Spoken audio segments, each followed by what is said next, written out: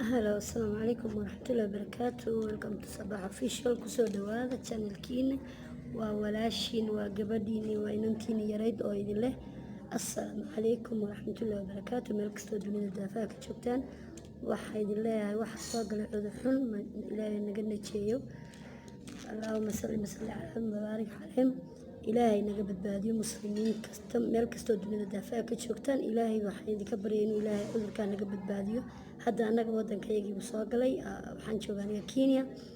waddanka uu soo galay 4 qof baa already laga helay, laakiin ilaahay muslimiinta khaaliska ah ee ilaahay ka cabsanaya weligood macsida ilaahay insha Allah muslimku macsida iska ilaaliyaan, xaaraanta iska ilaaliyaan, salaanta badan dadka salaamisan iska ilaaliya. marka qofka dad dareento inuu madaxa xanuunayo, qufacayo, waxaa la rabaa inaad maxaan ku dhahay aanad u dhawaanin ilmaha yar. qaasatan waxay ku dhacaa cudurkan waa ilmaha yar iyo dadka waayeelka ee caafimaadkoodu daciif yahay, awoodda jidhkoodu daciif yahay.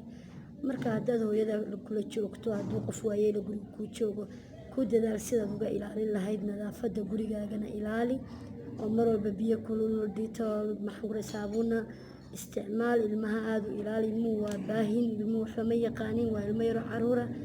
marka waxba ma garanayaan waxaana cudura, waxaana virus ma garanayaan. marka gacmaha ka dhaqa, mar walba gacmaha la daba taagno inaad ka dhaqdid, saabuun kaga dhaqdid. cuntada markaad siinaysid waa cunto bisil inaad siisid, cuntada qayrinka oo dhan iska ilaaliya. cunto bisil waa in la cuno.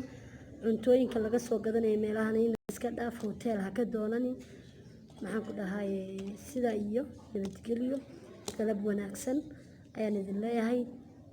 qof walba xilligu joogo ha u wacnaado. haddaad subax joogto subax wanaagsan, haddaad habeen joogto habeen wanaagsan, haddaad maalin joogto maalin wanaagsan, haddaad galab joogtona galab wanaagsan.